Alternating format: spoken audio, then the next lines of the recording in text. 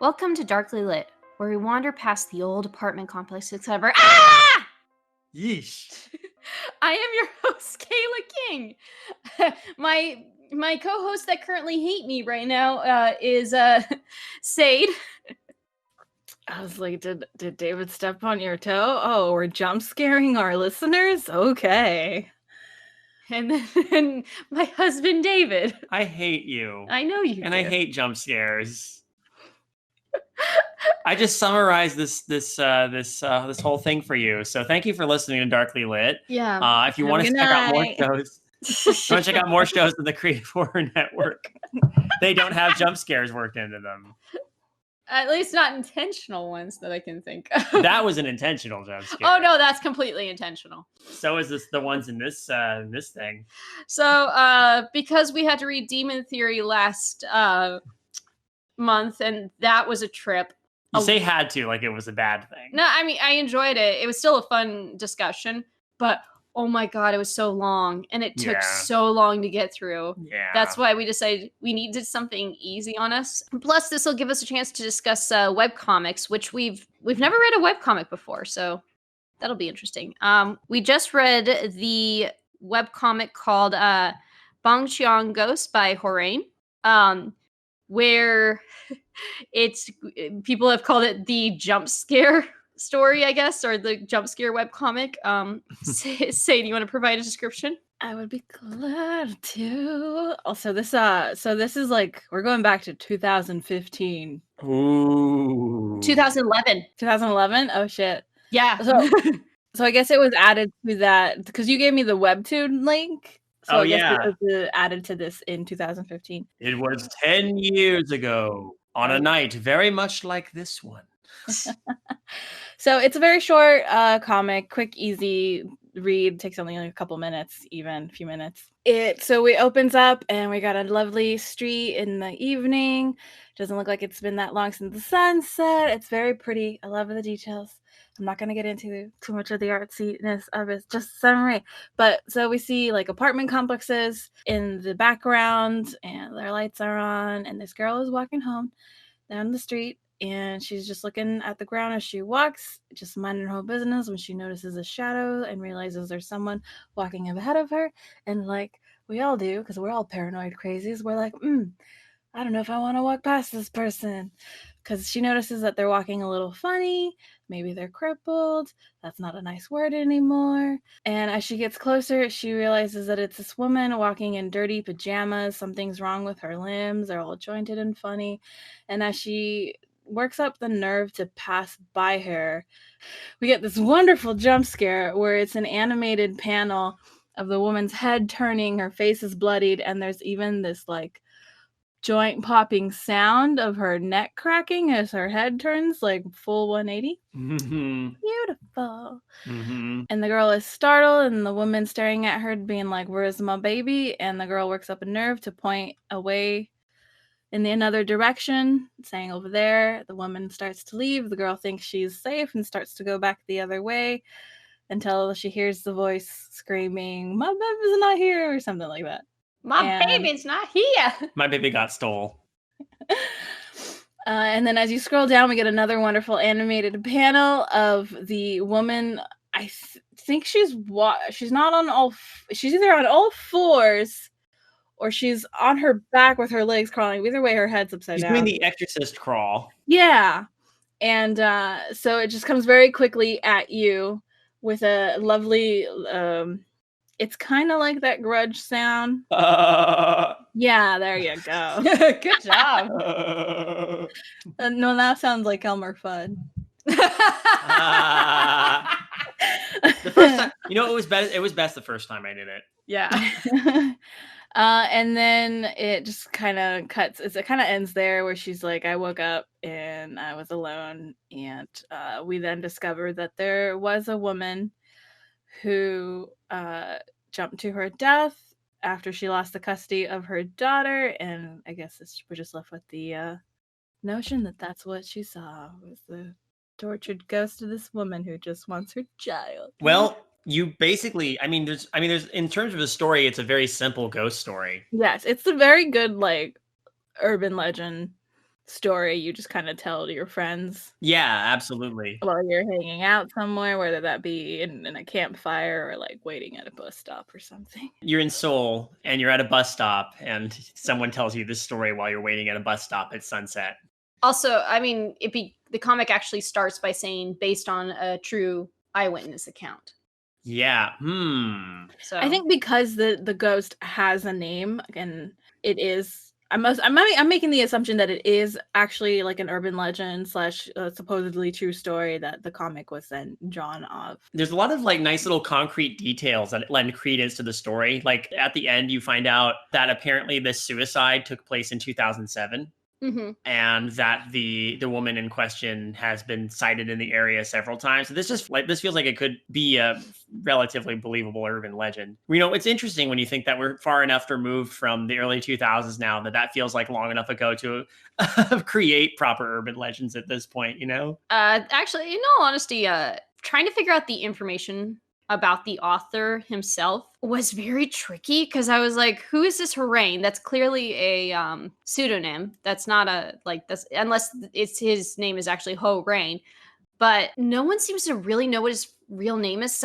There's been a few sources that have suggested that his name is John Ho Choi, but some that says, oh, some fans only think that it's not really his name, and it's just like, okay, well, that's mysterious. But apparently he is a prolific writer, director, illustrator, and programmer from South Korea. And I mean, there's been interviews with him. Like his picture is seen. Like he's not exactly hiding in the shadows. It's just very difficult to find his name.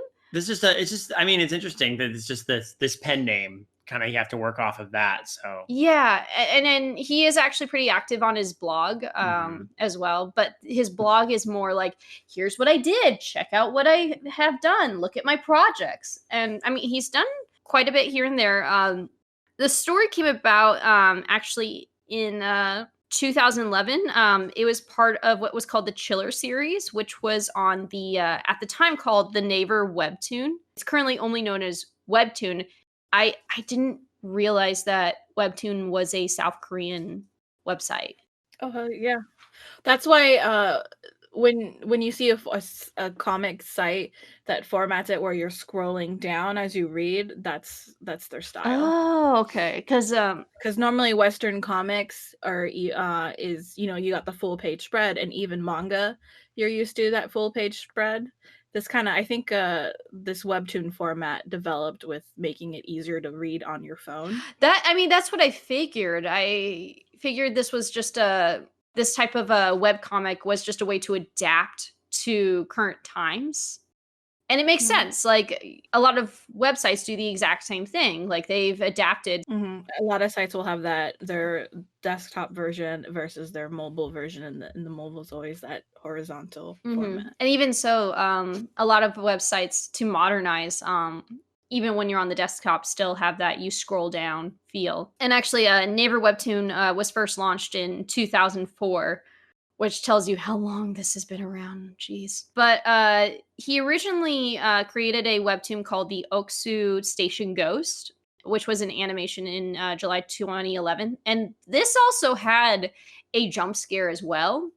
And he followed it up with Bongcheon-Dong Ghost. For some reason, Bongcheon-Dong Ghost was the one that went viral. When you said his first one was, when you said it was an animation? It was a webtoon, and there was animated parts. That's what I meant. Okay. Well, I mean, you never really know what's going to go viral. Exactly.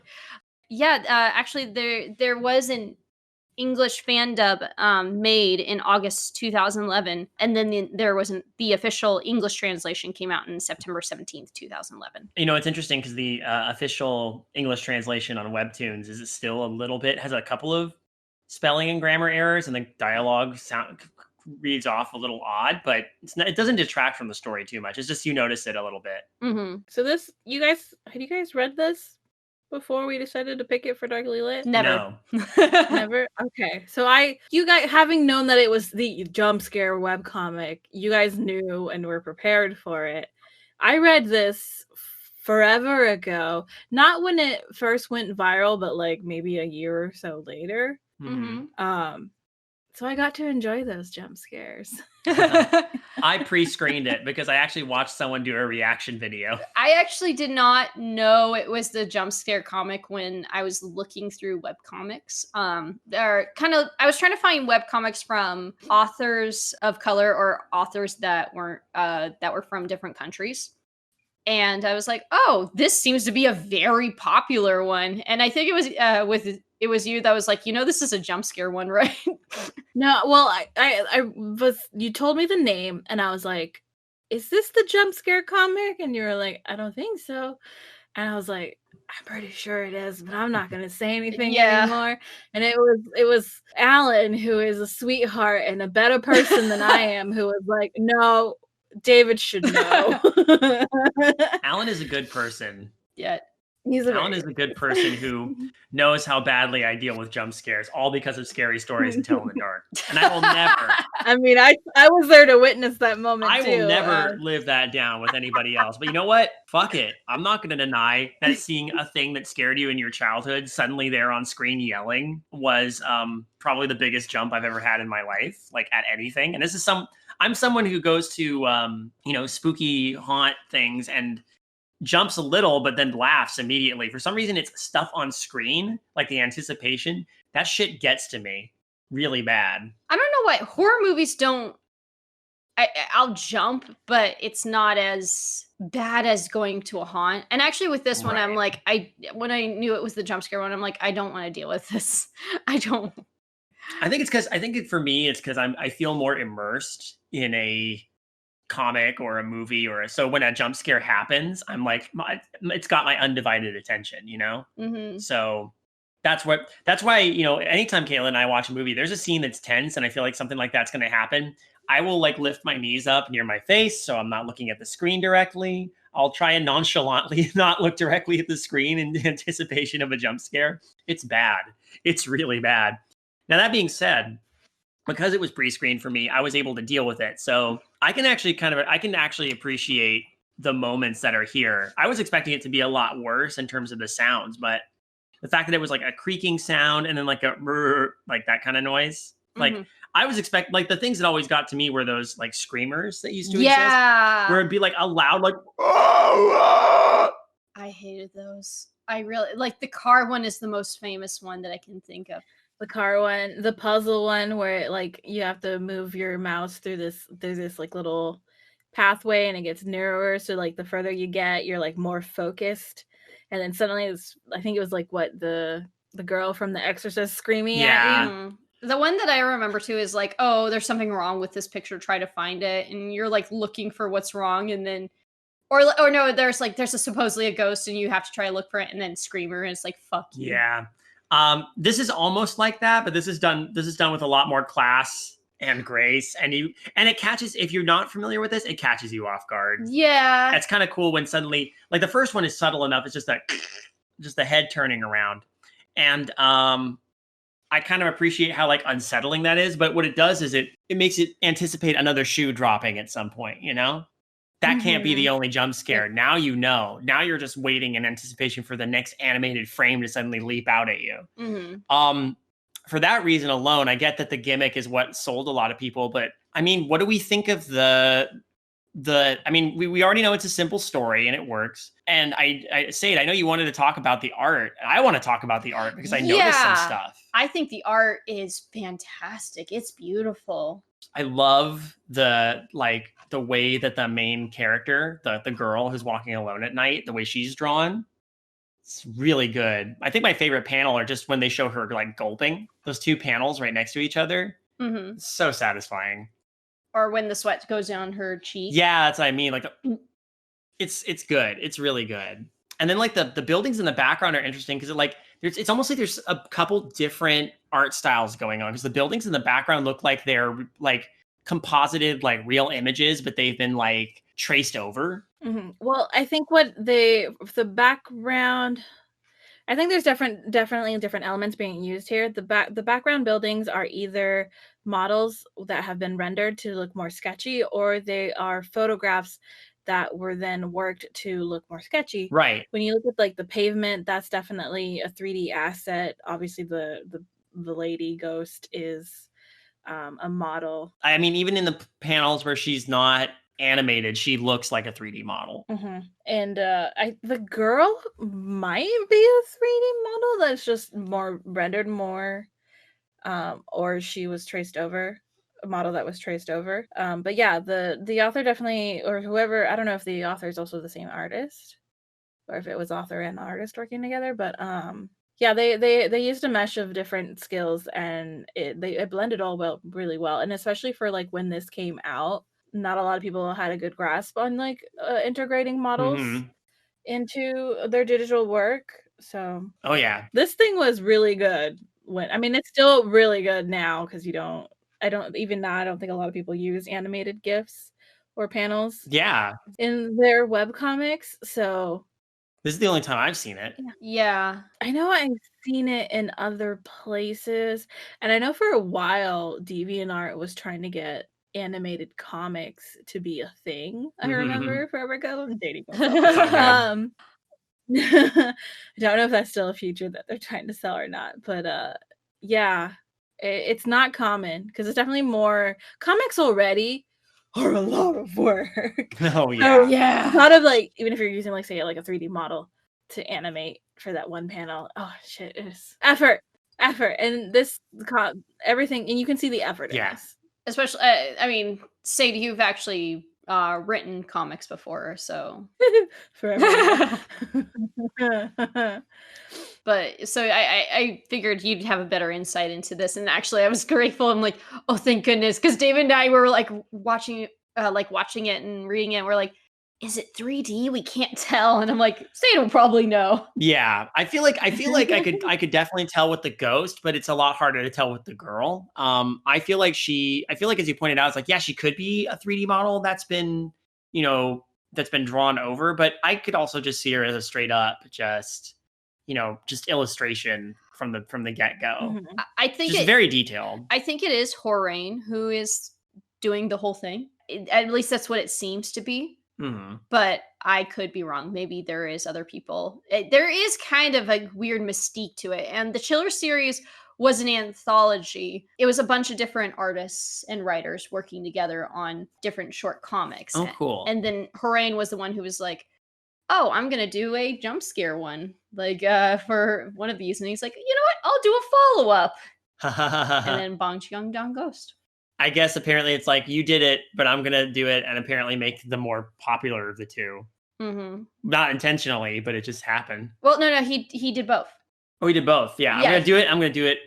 I'm just trying to figure out why this one had staying power compared in terms of the popular consciousness, the viral quality of it. Because the other one, I haven't read it, but apparently there is a hand that's supposed to appear like it's reaching out to grab the viewer. Ooh, spooky. I think maybe, do you think a lot of this might have to do with the fact that there's a upside down bloody face flying at the camera?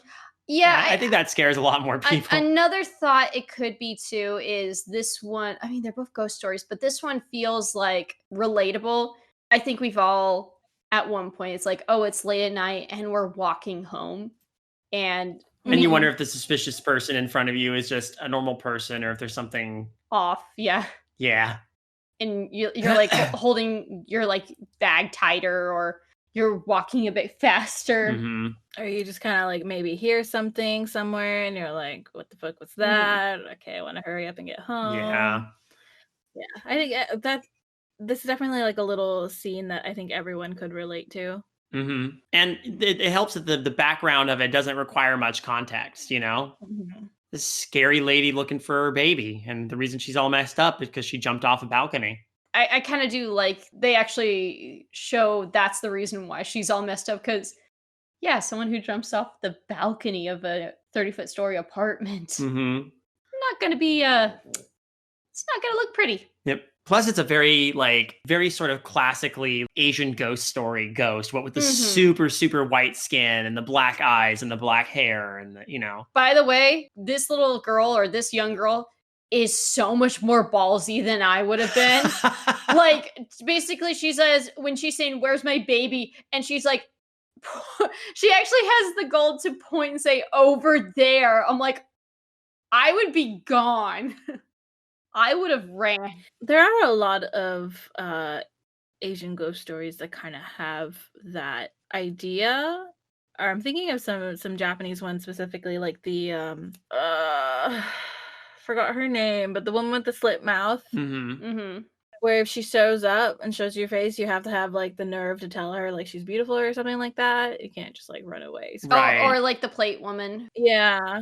Or the one with the toilet paper. Oh, papa paper, please.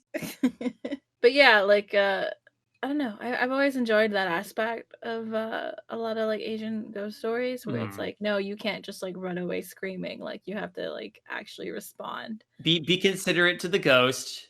Face your fear and be considerate to the ghost. Although this backfires on her. She's like, that's not where my baby because is. she lied. If she could have just said, I don't know, and who knows what would have happened. Well, I mean, for the most part, a lot of these Asian ghost stories involve you lying. You have to say, when the person's counting, you have to say 10, even though clearly there's no plates to be found.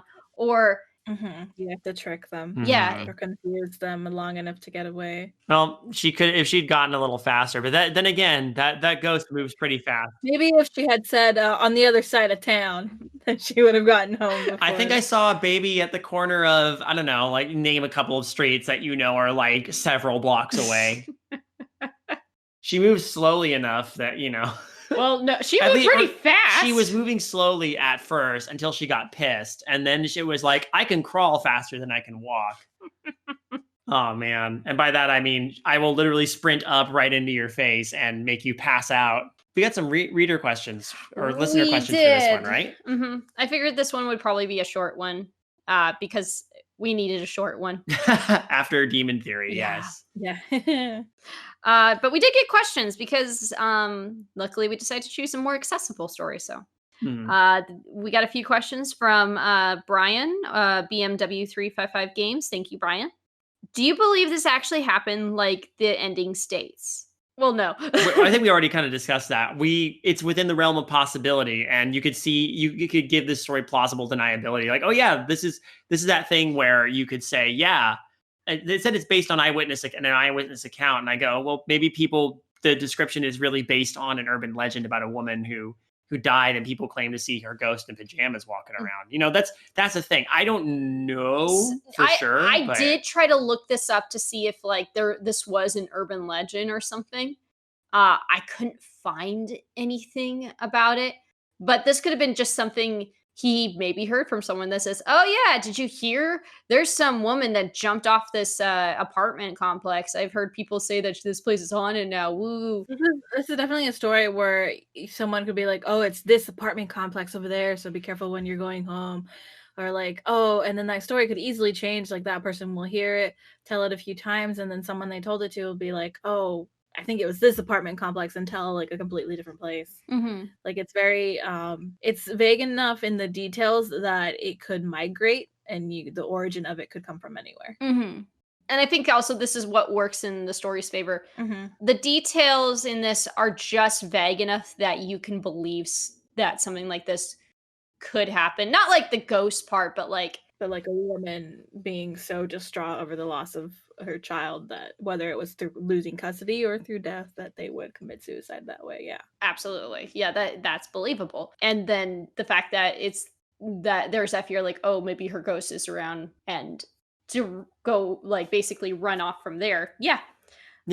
Do you think the comic needed the moving images and sound? Actually, so there's a couple of questions that kind of go hand in hand. Naruli also asked a similar question, which is, does the way the story is told aid or hinder it?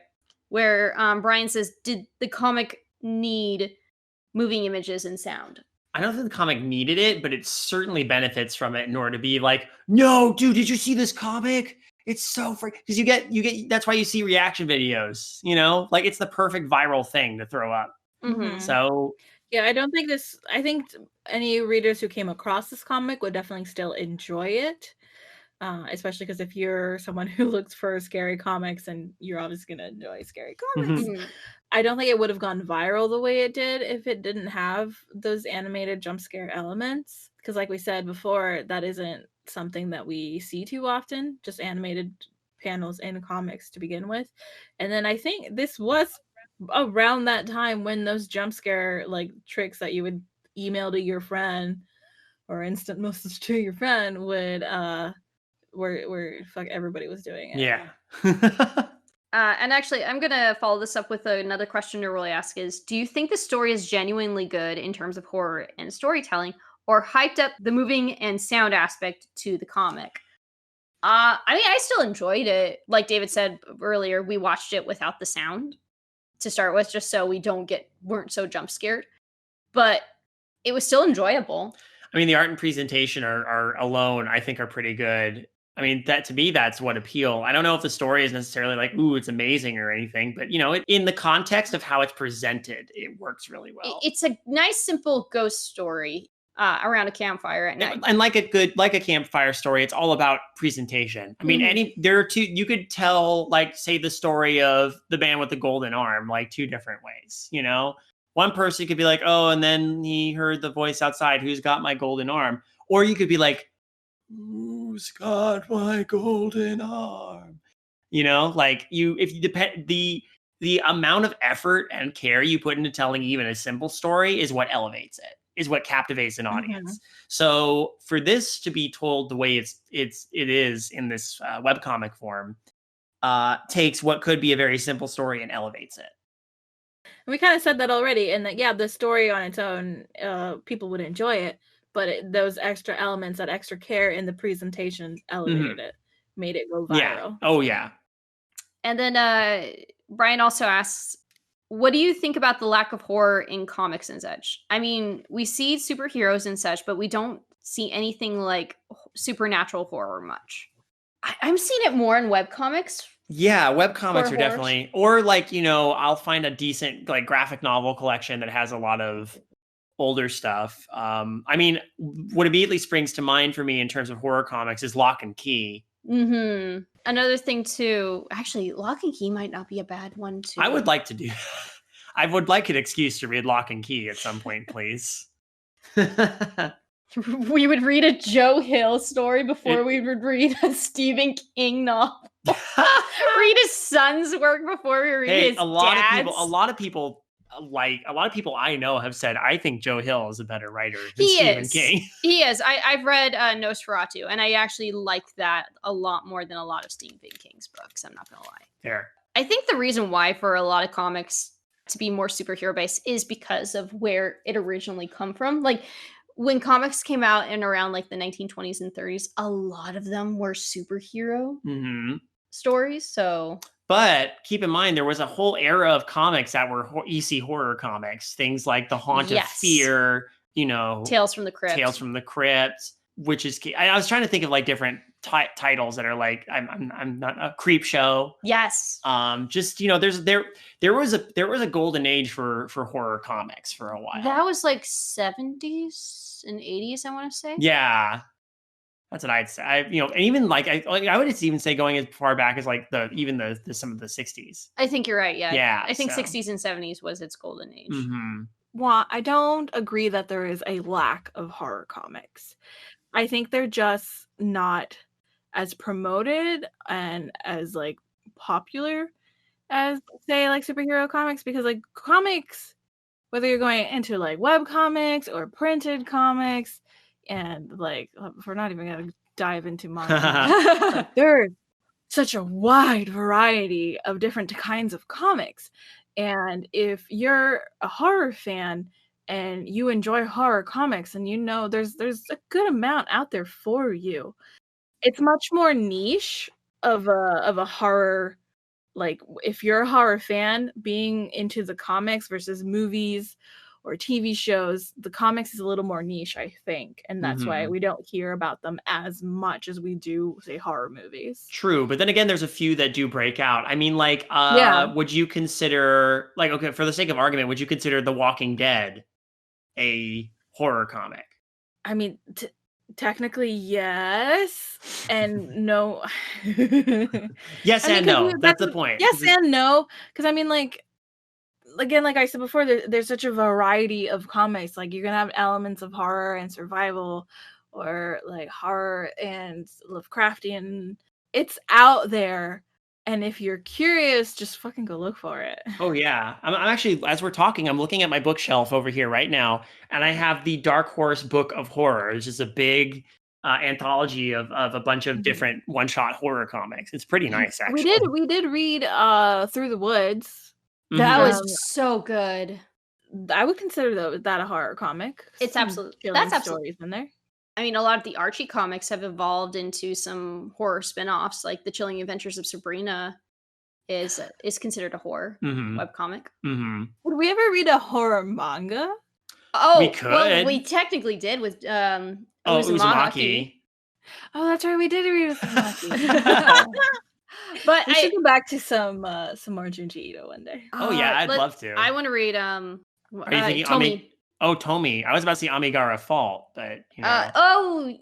That's a short one that if we ever just like need a break month, an easy month, that's one we could go back to. But we've all already read it. That's the only thing. Yeah. Well, that's true. It's on our own time. Oh my goodness. Is there other horror manga? I mean, of course, there's other horror manga. Plenty of horror Thank manga. you, David. Yes, I know, but I'm just like, is it like I'm trying to think of because Junji Ito is always the one people automatically say like, yeah, you want to read a horror manga? Read Junji Ito, which I totally understand, but I'm trying to think if there's something else that's like, you know, who would be a good people to ask about this. Would be Eli and Kylie from Cinema Nippon. I know that it's their more Japanese cinema, but they do run the gamut on a few things and understand where a lot of different genres kind of get their start. And a lot of you know, Japanese cinema has been inspired by manga and Japanese comics. One of the things I do want to read, there's a couple of Japanese horror novels that I want to read, like Audition and The Graveyard Apartment. There it is. I was trying to look it up. I like the name. Oh yeah, it's a good title. It's so like the problem is whenever I'm like, ooh, I'm gonna borrow this from the library. 6 months. It's such a popular. That's book. fair. Okay, well then I guess in 6 months is when it'll be darkly lit. Well, I mean, have we pretty much addressed the Bongcheon-Dong Ghost? I think we've said all we've needed to say. It's a very good ghost story. This webcomic elevates it to the way it needs to be elevated. And props for the animated jump scare moments. Like legit, even though I don't like them, even though I don't like jump scares, I can appreciate them in the aftermath. For the future, though, if we're to read another South Korean medium, I know exactly the book I want to read. I want to read The Vegetarian by Hong Kang, because I have heard amazing things. Plus, it's a short read. It's a novella. It's not a so.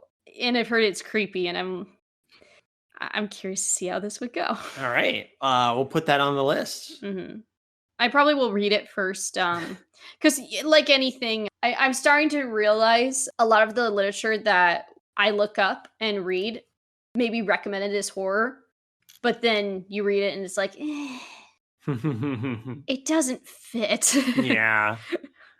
But yeah, I think that's a good place to wrap up the discussion. What do we have to look forward to in December, everybody? What do we want? What do we need to make sure everybody has for their reading list for next month?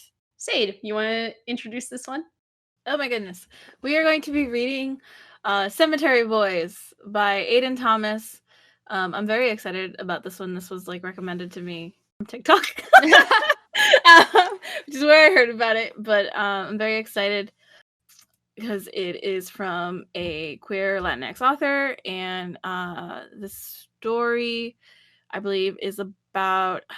It's going to be gay, isn't it? 16-year-old, yeah. Well, it's about a 16-year-old trans guy who kind of wants to prove himself to, I think, his like family, and there's like some like witchery in there, and I'm hoping for some gay romance, and cool. I'm excited. I've been hearing nothing but good things about it, so.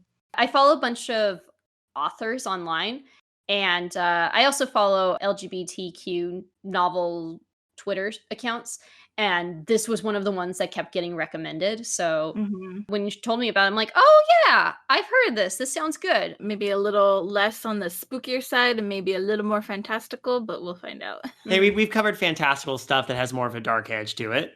Yeah. This will fine. definitely have a dark edge. There's still ghosts. There's still it's cemeteries. But now we don't have to do fantasy ships for Sade. Ha ha ha ha ha. And also, it's probably now the most recent book we've read. This came out in September of 2020. Oh, really? Yeah. Wow. It's fairly new. Mm-hmm. Excellent. Yeah, borrow it from your local library or buy it from your local bookstore. Purchase it from an independent bookstore. Support your local indie bookstores, please. That's what we're doing. Yeah, I just ordered the book and it should be on its way here. It's time for the plugs. Oh, goodness gracious. It's November now, so fortunately Halloween has passed. Womp womp. Yeah, but you can still check out the Boolympics videos that we put out of our costume contest. The cooking contest is out there too. We have a little lovely gallery over on creativehorror.com of different jack-o'-lanterns and costumes that listeners and ourselves have all put together. It's a cute little gallery. Definitely check it out. Witching hour, maybe soonish. It cannot die, it will rise again. Yeah, so that might be a thing soon. I'll start tweeting about it when it is. Awesome. The Boolympics writing challenge for creepy cooking staff is still on. We didn't get enough entries to meet our quota, so we have extended the deadline for that challenge to 11:59 p.m. on November 30th.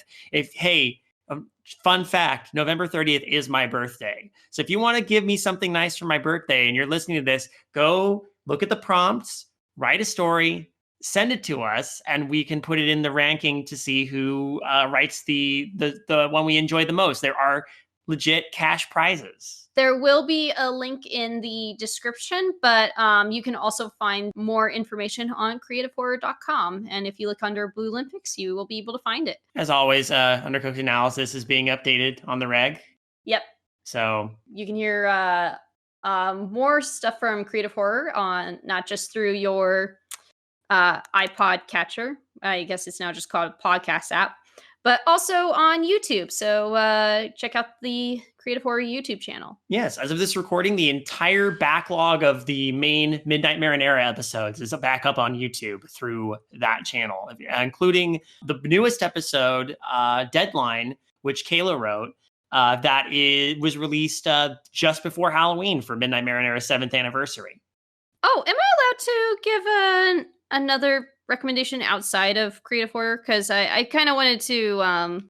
So this is an outside Creative Horror thing, but because it's a book and I want to recommend it, and it's by someone we know, I want to promote this. So Vivina Swanson, who has done artwork for the show, she actually drew the artwork for Midnight Marinera's The Fall Board, as well as been on a UCA episode, is releasing her book, I Am Mallory. I believe it's actually a horror novel. Yes. We may consider probably reading it. Go check it out. It's I Am Mallory by Vivina Swanson, Vevina, and Swanson, Swanson. So fantastic. It's been a pleasure doing this with everybody once again. Hey, stay safe out there, y'all. And if you go walking at night, please don't address the weird person in the pajamas with the weird leg. And if you have to tell them to go somewhere, like pull out a GPS and point to a really obscure place very far away. As to where their baby might be. So, you know where Timbuktu is? I'm pretty sure I heard a baby crying over in Timbuktu.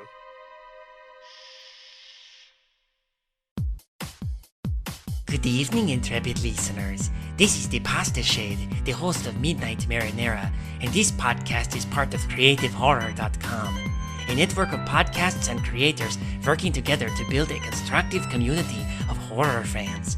For more content like this, visit us at creativehorror.com.